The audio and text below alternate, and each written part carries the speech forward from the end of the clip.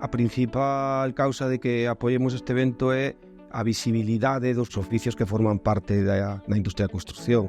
Consideramos que é fundamental porque a construción, inda que é un servicio, unha industria que todos usamos, que todos consideramos que é algo que coñecemos, sempre digo que é unha gran descoñecida. O perfil dos alumnos que temos na Fundación Laboral da Construción é moi heteroxéneo, como a sociedade. Temos que decir que a idade media cada vez é maior e cada vez ten máis presencia a población migrante. Despois, hai moi poucas mulleres, nos costa moito que as mulleres acerquen os oficios da construción, tanto polas propias empresas como pola naturaleza dos traballos. As mulleres poden perfectamente facer a totalidade dos oficios do sector da construción. O proceso de intervención do alumnado é un proceso moi natural, moi ligado á formación dos oficios que eles están desenvolvendo.